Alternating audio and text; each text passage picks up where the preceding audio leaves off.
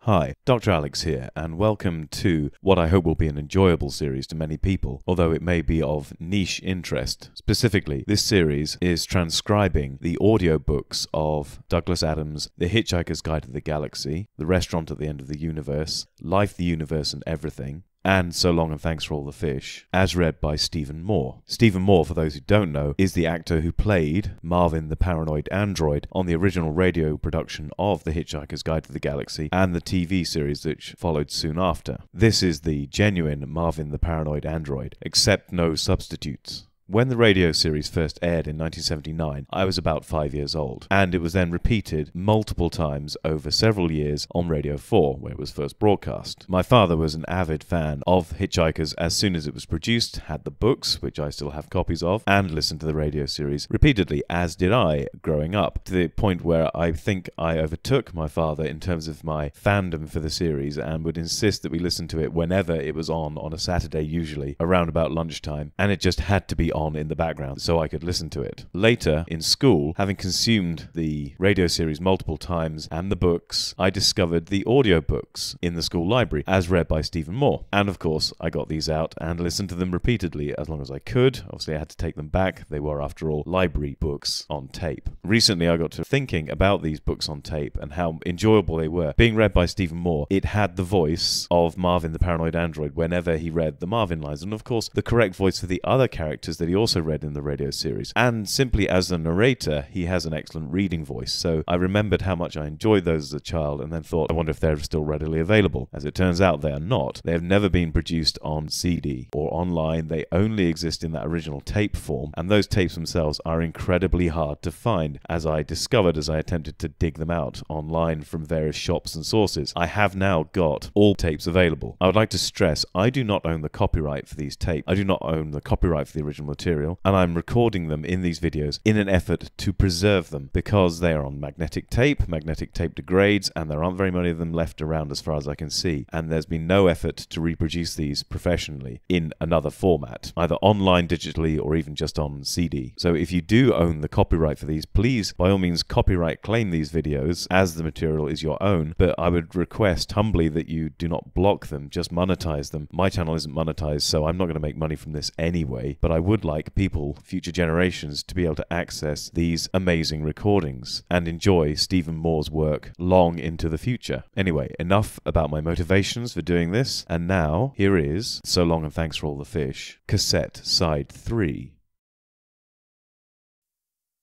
The bottom room, which he had seen briefly before, was pretty rough and full of junk. A large old cast-iron mangle stood there. A surprising number of kitchen sinks were piled in a corner. "An architect friend of mine keeps on telling me how he can do wonderful things with this place," said Fenchurch chattily as Arthur emerged through the floor. "He keeps on coming round, standing in stunned amazement, muttering about space and objects and events and marvellous qualities of light, then says he needs a pencil, and disappears for weeks. Wonderful things have, therefore, so far failed to happen to it." In fact, thought Arthur as he looked about, the upper room was at least reasonably wonderful anyway. It was simply decorated, furnished with things made out of cushions, and also a stereo set with speakers which would have impressed the guys who put up Stonehenge. There were flowers which were pale, and pictures which were interesting. There was a sort of gallery structure in the roof space which held a bed and a bathroom. They looked at each other for a moment. The moment became a longer moment, and suddenly it was a very long moment, so long one could hardly tell where all the time was coming from. For Arthur, who could usually contrive to feel self-conscious if left alone for long enough with a Swiss cheese plant, the moment was one of sustained revelation.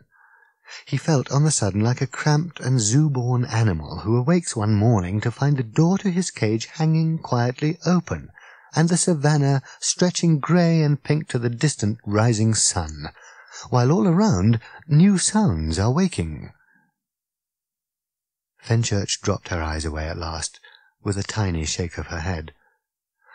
"Did you know," she said, with a slightly puzzled smile, "that there's something wrong with me?" Her directness caught Arthur unprepared. "Well," he said, "I'd heard some vague sort of... I wonder how much you do know about me," she said. "If you heard from where I think you heard, then that's not it. Russell just sort of makes stuff up because he can't deal with what it really is." A pang of worry went through Arthur. "Then what is it?" he said. "Can you tell me?" "Oh, don't worry," she said. "It's nothing bad at all, just unusual. Very, very unusual." She touched his hand and then leant forward and kissed him briefly.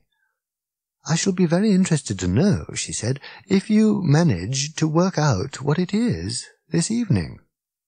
Now, let's go for a walk in Hyde Park."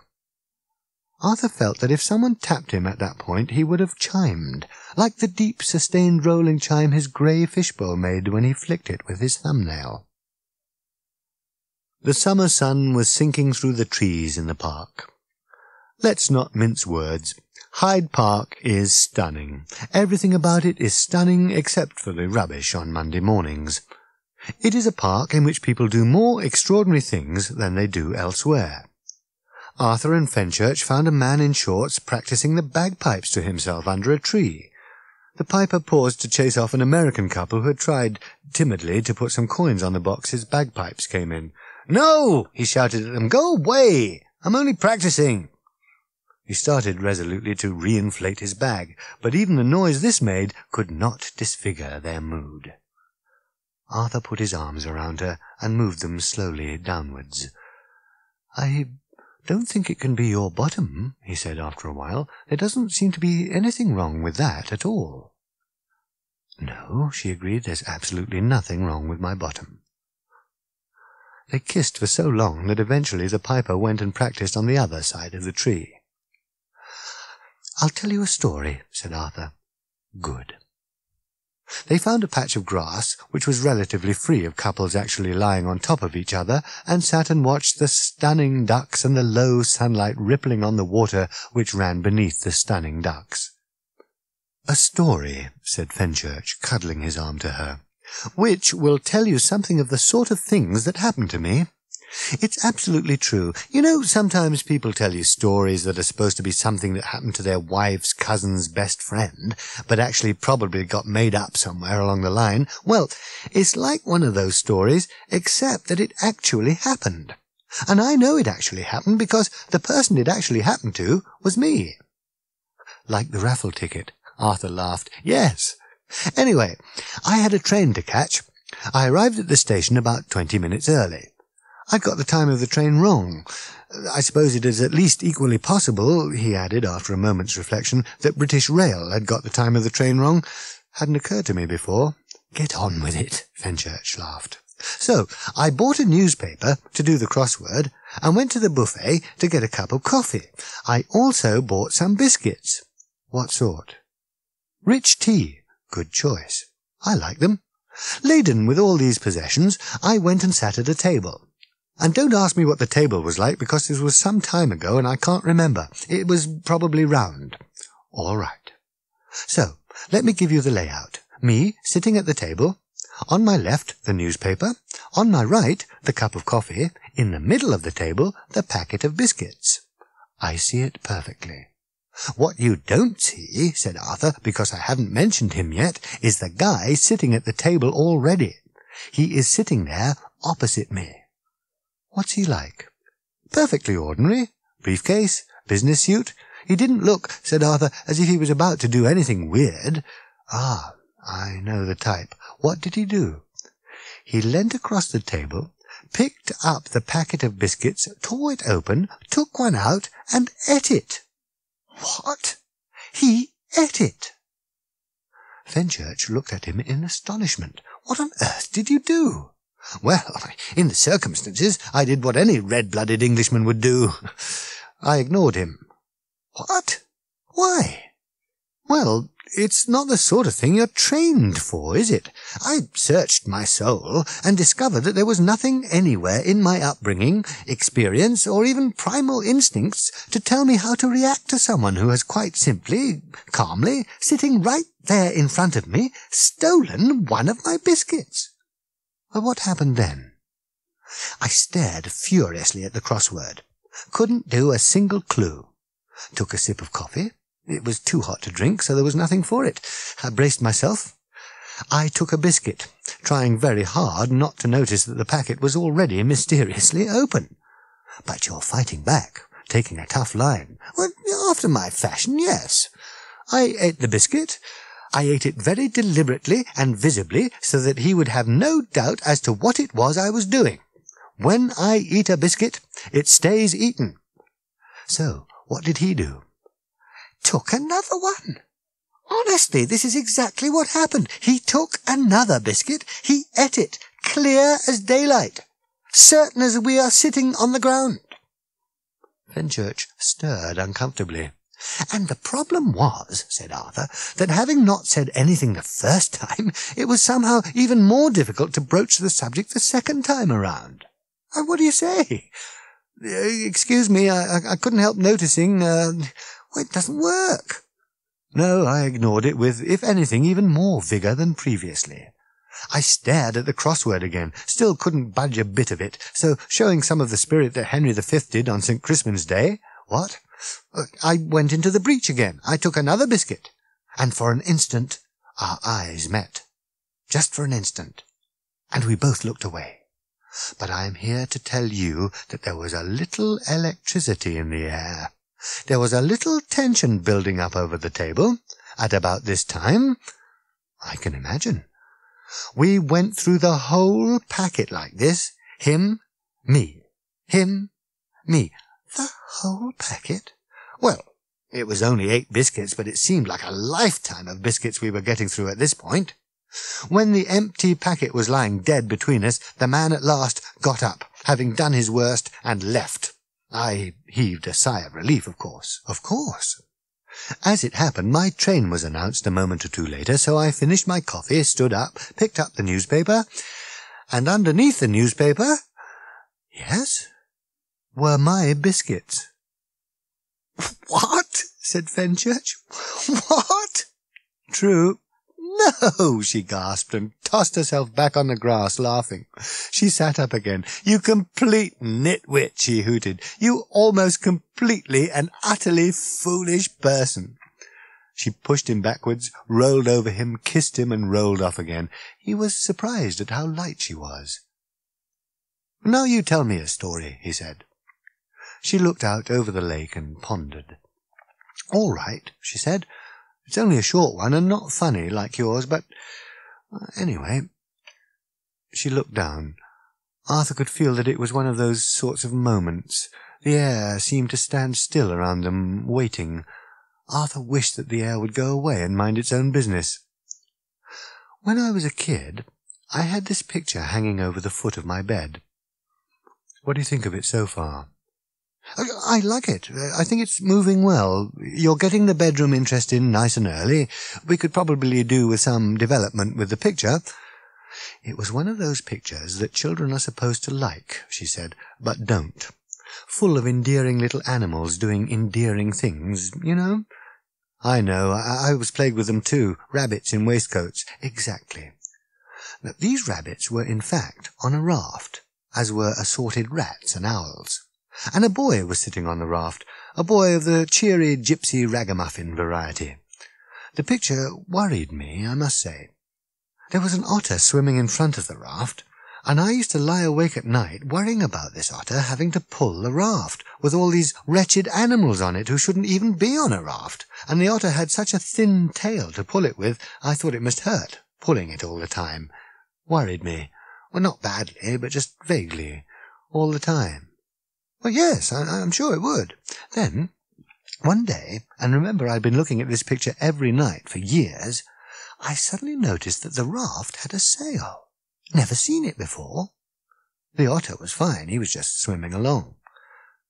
She shrugged. Good story, she said. ends weakly," said Arthur. "Leaves the audience crying, 'Yes, but what of it?' Fine up till there, but it needs a final sting before the credits." Fenchurch laughed and hugged her legs. It was just such a sudden revelation, years of almost unnoticed worry just dropping away like taking off heavy weights, like black and white becoming colour, like a dry stick suddenly being watered. The sudden shift of perspective that says, "Put away your worries, the world is a good and perfect place. It is, in fact, very easy." You probably think I'm saying that because I'm going to say that I felt like that this afternoon or something, don't you? "Well, said Arthur, his composure suddenly shattered. "Well, it's all right," she said. "I did. That's exactly what I felt. But you see, I've felt that before, even stronger, incredibly strongly." "I'm afraid I'm a bit of a one," she said, gazing off into the distance for sudden, startling revelations. Arthur was at sea, could hardly speak, and felt it wiser, therefore, for the moment, not to try. It was very odd, she said, much as one of the pursuing Egyptians might have said that the behaviour of the Red Sea when Moses waved his rod at it was a little on the strange side. "Very odd," she repeated. For days before, the strangest feeling had been building in me, as if I was going to give birth. No, it wasn't like that. In fact, it was more as if I was being connected into something, bit by bit. No, not even that.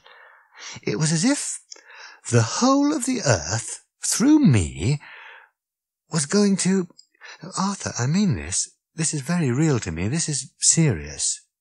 It was so simple, so wonderfully and extraordinarily simple when it came. "What was it?" said Arthur quietly. "That's what I no longer know, and the loss is unbearable. If I try to think back to it, it all goes flickery and jumpy, and if I try too hard, I get as far as the teacup and I just black out." "What?" "Well, like your story," she said, "the best bit happened in a cafe. I was sitting there, having a cup of tea. Well, this was after days of this build-up, the feeling of becoming connected up. I think I was buzzing gently. And there was some work going on at a building site opposite the cafe, and I was watching it through the window over the rim of my teacup, which I always find is the nicest way of watching other people working, and suddenly there it was in my mind, this message from somewhere. And it was so simple. It made such sense of everything. I just sat up and thought, Oh, well, that's all right then." I was so startled I almost dropped my teacup. In fact, I think I did drop it. How much sense am I making? "It was fine up to the bit about the teacup." She shook her head and shook it again, as if trying to clear it, which is what she was trying to do. "Well, that's it," she said. "Fine up to the bit about the teacup. That was the point at which it seemed to me quite literally as if the world exploded. I know it sounds crazy, and everybody says it was hallucinations, but if that was hallucinations, then I have hallucinations in big screen 3D with 16-track Dolby stereo. It was as if the ground was literally ripped from under my feet, and she patted the grass lightly as if for reassurance, and then seemed to change her mind about what she was going to say. "And I woke up in hospital. I suppose I've been in and out ever since. And that's why I have an instinctive nervousness," she said, "of sudden, startling revelations that everything's going to be all right." She looked up at him. Arthur had simply ceased to worry himself about the strange anomalies surrounding his return to his home world, or rather had consigned them to that part of his mind marked "Things to Think About, Urgent." Here is the world, he had told himself. Here, for whatever reason, is the world, and here it stays, with me on it. But now it seemed to go swimmy around him, as it had that night in the car when Fenchurch's brother had told him the silly stories of the CIA agent in the reservoir. "Anyway," said Fenchurch suddenly and brightly and with a wide-eyed smile, "there is something wrong with part of me, and you've got to find out what it is. We'll go home." Arthur shook his head. "What's the matter?" she said. Arthur had shaken his head, not to disagree with her suggestion, which he thought was a truly excellent one of the world's great suggestions, but because he was just for a moment trying to free himself of the recurring impression he had that just when he was least expecting it, the universe would suddenly leap out from behind a door and go boo at him. "I'm just trying to get this entirely clear in my mind," he said. "You say you felt as if the Earth actually exploded." "Yes, more than felt. Which is what everybody else says is hallucinations." "Yes, but Arthur, that's ridiculous. People think that if you just say hallucinations, it explains anything you want it to explain, and eventually, whatever it is you can't understand will just go away. It's just a word. It doesn't explain anything. It doesn't explain why the dolphins disappeared." "No," said Arthur. "No," he added thoughtfully. "No," he added again, even more thoughtfully. "What?" he said at last. "Doesn't explain the dolphins disappearing." "No," said Arthur. "I see that. Which dolphins do you mean?" "What do you mean, which dolphins? I'm talking about when all the dolphins disappeared." She put her hand on his knee, which made him realize that the tingling going up and down his spine was not her gently stroking his back, and must instead be one of the nasty, creepy feelings he so often got when people were trying to explain things to him. "The dolphins?" "Yes." "All the dolphins?" said Arthur. "Disappeared?" "Yes." "The dolphins, you're saying the dolphins all disappeared."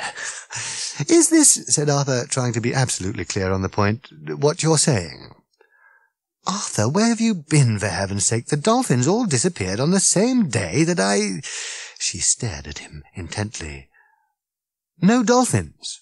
All gone. Vanished. Did you really not know that?" It was clear from his startled expression that he did not. "Well, where did they go?" he asked. "No one knows. That's what vanished means." "Well, there is one man who says he knows about it, but everyone says he lives in California and is mad. I was thinking of going to see him because it seems the only lead I've got on what happened to me." She shrugged and then looked at him long and quietly. "I really would like to know where you've been," she said. "I think something terrible happened to you then as well. And that's why we recognized each other." She glanced round the park, which was now being gathered into the clutches of dusk. "Well," she said, "now you've got someone you can tell." Arthur slowly let out a long year of a sigh. "It is," he said, "a very long story." Fenchurch leant across him and drew over her canvas bag. "Is it anything to do with this?" she said. The thing she took out of her bag was battered and travel-worn, as if it had been hurled into prehistoric rivers, baked under the sun that shines so redly on the deserts of Kakrafoon, half buried in the marble sands that fringe the heady, vapoured oceans of Santraginus V, frozen on the glaciers of the moon of Jaglan Beta, sat on, kicked around spaceships, scuffed and generally abused, and since its makers had thought that these were exactly the sort of things that might happen to it, they had thoughtfully encased it in a sturdy plastic cover and written on it in large, friendly letters the words, "Don't panic." "Where did you get this?" said Arthur, startled, taking it from her. "Ah," she said, "I thought it was yours. In Russell's car that night. You dropped it." Arthur drew the Hitch-hiker's Guide to the Galaxy from its cover. It was like a small, thin, flexible lap computer. He tapped some buttons till the screen flared with text. There was a stream of data, text, diagrams, figures and images, moving descriptions of surf on Australian beaches, yogurt on Greek islands, restaurants to avoid in Los Angeles, currency deals to avoid in Istanbul, weather to avoid in London, bars to go to everywhere, pages and pages of it. It was all there. This was a planet he had seen completely destroyed. Seen with his own 2 eyes, or rather blinded as he had been by the hellish disruption of air and light, felt with his own 2 feet as the ground had started to pound at him like a hammer, bucking, roaring, gripped by tidal waves of energy pouring out of the loathsome yellow Vogon ships. Then, at last, 5 seconds after the moment he had determined as being the last possible moment had already passed, the gently swinging nausea of dematerialization, as he and Ford Prefect had been beamed up through the atmosphere like a sports broadcast. There was no mistake. There couldn't have been. The Earth had definitely been destroyed. Definitely. Boiled away into space.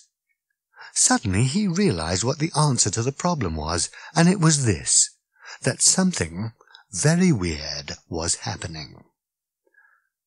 "Have you been to any of these places?" said Fenchurch. "A few," Arthur said. "Can we go to them? I want to know what the message was that I lost, and where it came from, because I don't think," she added, standing up and looking round the increasing gloom of the park, "that it came from here. I'm not even sure that I know where here is." The night in Islington was sweet and fragrant. Arthur put Dire Straits on the stereo. Fenchurch pushed ajar the upstairs front door to let in a little more of the sweet, fragrant night air. They both sat on some of the furniture made out of cushions, very close to the open bottle of champagne. "No," said Fenchurch, "not till you've found out what's wrong with me. Which bit? But I suppose," she added very, very quietly, "that we may as well start with where your hand is now." Arthur said, "So which way do I go?" "Down," said Fenchurch, on this occasion. He moved his hand. "Down," she said, "is, in fact, the other way." "Oh, yes," said Arthur. "And so we come to your knee. There is something terribly and tragically wrong with your left knee." "My left knee," said Fenchurch, "is absolutely fine." "So it is. So, it has to be something to do with your feet."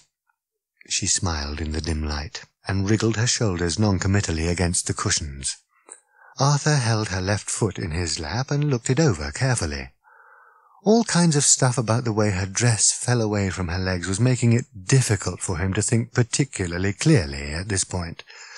"I have to admit," he said, "that I really don't know what I'm looking for." "You'll know when you find it," she said. "Really you will." There was a slight catch in her voice. "It's not that one." Feeling increasingly puzzled, Arthur let her left foot down onto the floor, and moved himself around so that he could take her right foot. She moved forward, put her arms round, and kissed him, because the record had got to that bit which, if you know the record, you would know made it impossible not to do this. Then she gave him her right foot.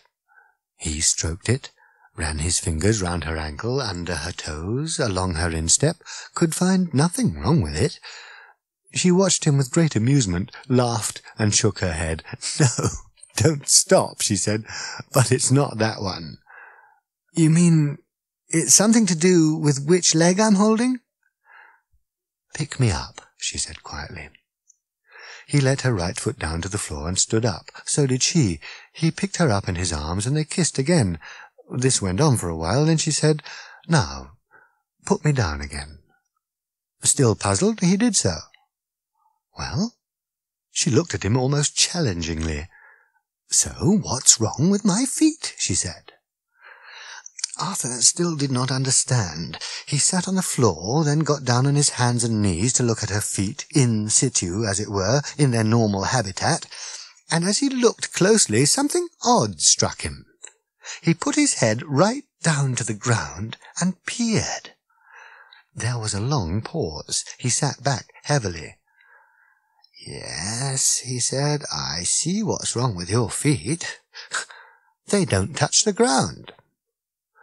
"So, what do you think?"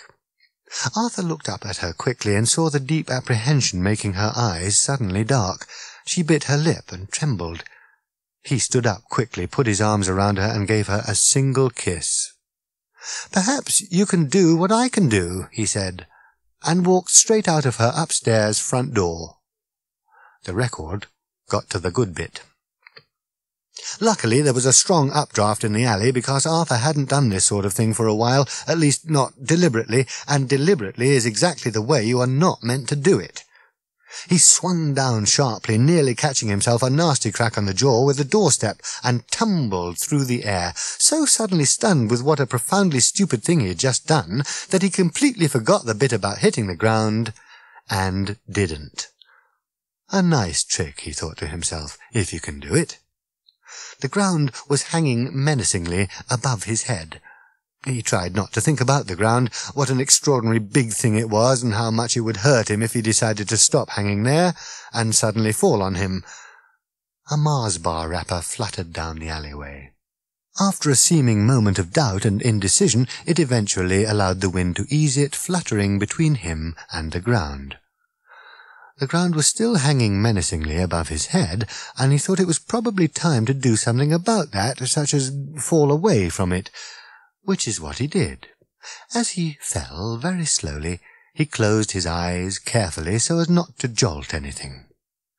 The feel of his eyes closing ran down his whole body. Once it had reached his feet, and the whole of his body was alerted to the fact that his eyes were now closed and was not panicked by it, he slowly revolved his body one way and his mind the other. He could feel the air clear about him now, breezing around him quite cheerfully, untroubled by his being there, and slowly, as from a deep and distant sleep, he opened his eyes. He had flown before, of course, flown many times on cricket, until all the bird talk had driven him scatty, but this was different. Here he was on his own world, quietly and without fuss, beyond a slight trembling which could have been attributable to a number of things being in the air. 10 or 15 feet below him was the hard tarmac, and a few yards off to the right the yellow streetlights of Upper Street. Luckily the alleyway was dark, since the light which was supposed to see it through the night was on an ingenious time switch, which meant it came on just before lunchtime and went off again as the evening was beginning to draw in. He was, therefore, safely shrouded in a blanket of dark obscurity. He very slowly lifted his head to Fenchurch, who was standing in silent, breathless amazement, silhouetted in her upstairs doorway. Her face was inches from his. "I was about to ask you," she said in a low, trembly voice, "what you were doing, but then I realized that I could see what you were doing. You were flying. So it seemed like a bit of a silly question." Arthur said, "Can you do it?" "No." "Would you like to try?" She bit her lip and shook her head, not so much to say no, but just in sheer bewilderment. She was shaking like a leaf. "It's quite easy," urged Arthur, "if you don't know how. That's the important bit. Be not at all sure how you're doing it." Just to demonstrate how easy it was, he floated away down the alley, fell upwards quite dramatically, and bobbed back down to her like a banknote on a breath of wind. "Ask me how I did that." "How did you do that?" "No idea, not a clue." She shrugged in bewilderment. "So how can I?" Arthur bobbed down a little lower and held out his hand. "I want you to try," he said, "to step onto my hand, just 1 foot." Nervously, hesitantly almost, she told herself, as if she was trying to step onto the hand of someone who was floating in front of her in mid-air, she stepped onto his hand. "Now the other." "What?" "Take the weight off your back foot." "I can't." "Try it." She fixed her eyes very firmly on the guttering of the roof of the decrepit warehouse opposite, and didn't think for a moment about the fact that she was standing on the hands of someone who wasn't standing on anything at all. "Now," said Arthur, "take the weight off your left foot, and now take the weight off your right foot." She hadn't seen the guttering from quite this angle before, and it looked to her now as if, as well as the mud and gunge up there might also be a bird's nest. If she leaned forward just a little and took her weight off her right foot, she could probably see it more clearly. They drifted up, spiralling slowly around each other, like sycamore seeds falling from sycamore trees in the autumn, except going the other way. and as they drifted up, their minds sang with the ecstatic knowledge that either what they were doing was completely and utterly and totally impossible, or that physics had a lot of catching up to do. Dwindling headily beneath them, the beaded strings of lights of London. London, Arthur had to keep reminding himself, not the strangely coloured fields of cricket, or the remote fringes of the galaxy, lighted freckles of which faintly spanned the opening sky above them, but London, swayed, swaying and turning, turned. "We're flying," she said. Her voice seemed strangely clear, but distant in all the vast, empty air. It was breathy and faint with disbelief. All those things, clear, faint, distant, breathy, at the same time. Just below cloud level, they paused and scanned where they had impossibly come. The ground was something not to regard with any too firm or steady an eye, but merely to glance at, as it were, in passing. Fenchurch tried some little swoops, daringly, and found that if she judged herself just right against a body of wind, she could pull off some really quite dazzling ones with a little pirouette at the end, followed by a little drop which made her dress billow around her. Arthur helped her take it off. It drifted down and away, whipped by the wind until it was a speck which finally vanished, and for various complicated reasons revolutionized the life of a family in Hounslow, over whose washing line it was discovered draped in the morning. In a mute embrace they drifted up till they were swimming amongst the misty wraiths of moisture that you can see feathering round the wings of an aeroplane when you are sitting warm and safe inside. Arthur and Fenchurch could feel them wispy, cold and thin, wreathing round their bodies. They felt, even Fenchurch, now protected from the elements by only a couple of fragments from Marks and Spencer, that if they were not going to let the force of gravity bother them, then mere cold or paucity of atmosphere could go and whistle. The two fragments from Marks and Spencer which, as Fenchurch rose now into the misty body of the clouds, Arthur removed very, very slowly, went on to create considerable havoc in the morning, in, respectively, counting from top to bottom, Isleworth and Richmond. They were in the cloud for a long time because it was stacked very high, and when finally they emerged wetly above it, Fenchurch slowly spilling like a starfish lapped by a rising tide pool, they found that above the clouds is where the night gets seriously moonlit. The light is darkly brilliant. There are different mountains up there, but they are mountains with their own white Arctic snows. They had emerged at the top of the high-stacked cumulonimbus, and now began lazily to drift down its contours, as Fenchurch eased Arthur in turn from his clothes, prized him free of them till all were gone, winding their surprised way down into the enveloping whiteness. She kissed him, kissed his neck, his chest, and soon they were drifting on, turning slowly, in a kind of speechless T-shape. A Boeing 747 is a big thing, terrifyingly big. You know when one is in the air with you. There is a thunderous attack of air, a moving wall of screaming wind, and you get tossed aside if you are foolish enough to be doing anything remotely like what Arthur and Fenchurch were doing in its close vicinity, like butterflies in the Blitz. This time, however, there was a heart-sickening fall or loss of nerve, a regrouping moments later, and a wonderful new idea enthusiastically signalled through the buffeting noise. Mrs. E. Capelson of Boston, Massachusetts, was an elderly lady. Indeed, she felt her life was nearly at an end.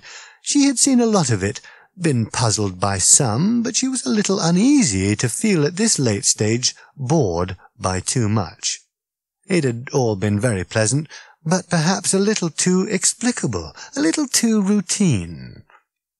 With a sigh, she flipped up the little plastic window shutter and looked out over the wing. At first she thought she ought to call the stewardess, but then she thought, no, damn it, definitely not. This was for her, and her alone. By the time her two inexplicable people finally slipped back off the wing and tumbled into the slipstream, she had cheered up, and she was most immensely relieved to think that virtually everything that anybody had ever told her was wrong. The following night, Arthur and Fenchurch did it all over again, only this time with Sony Walkmen. A few days later, Fenchurch had to go out, so Arthur settled down for a day of telephoning. Murray Boast Henson was a journalist on one of the papers with small pages and big print. He happened to be the only journalist that Arthur knew personally. Murray had his own special kind of conversation language which he had invented for his own use and which no one else was able to speak or even to follow. Hardly any of it meant anything at all. The bits which did mean anything were often so wonderfully buried that no one could ever spot them slipping past in the avalanche of nonsense. "Arthur, my old soup spoon, my old silver tureen, how particularly stunning to hear from you. Someone told me you'd gone off into space or something." "What?" said Arthur. "Or just a rumour, my old elephant tusk, my little green baize card table, just a rumour. Probably means nothing at all, but I may need a quote from you." "Nothing to say, just pub talk." "We thrive on it, my old prosthetic limb, we thrive on it. Anyway, my old I won't say what, how do you feel about having ridden on Halley's Comet?" "I haven't," said Arthur with a suppressed sigh. "OK, how do you feel about not having ridden on Halley's Comet?" "Pretty relaxed, Murray." There was a pause while Murray wrote this down. "Good enough for me, Arthur, good enough for Ethel and me and the chickens. Fits in with the general weirdness of the week. Week of the Weirdos, we're thinking of calling it. Good, eh?" "Very good." "Got a ring to it. First we have this man it always rains on." "What?" "It's the absolute stocking-top truth, all documented in his little black book. It all checks out at every single fun-loving level. The Met Office is going ice-cold thick banana whips, and funny little men in white coats are flying in from all over the world with their little rulers and boxes and drip feeds. This man is the bee's knees, Arthur. He's the wasp's nipples. We are calling him the rain god. Nice, eh?" "I think I've met him. Complains all the time, yes?" "Incredible! You've met the rain god?" "If it's the same guy, I told him to stop complaining and show someone his book." There was an impressed pause from Murray Boast Henson's end of the phone. "Well, you did a bundle. An absolute bundle has absolutely been done by you. Listen, do you know how much a tour operator is paying that guy not to go to Malaga this year? I mean, forget irrigating the Sahara and boring stuff like that. This guy has a whole new career ahead of him, just avoiding places for money.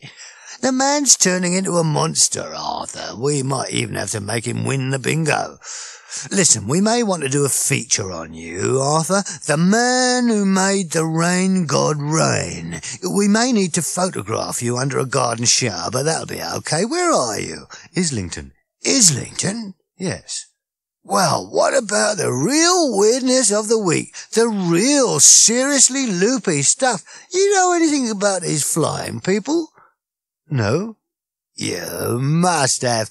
This is a real seethingly crazy one. This is the real meatballs in the batter. Locals are phoning in all the time to say that there's this couple who go flying nights. We got guys down in our photo labs working through the night to put together a genuine photograph. You must have heard." "No." "Arthur, where have you been?" "Oh, it's space. Right, I got your quote. But that was months ago. Listen, it's night after night this week, my old cheese grater, right on your patch.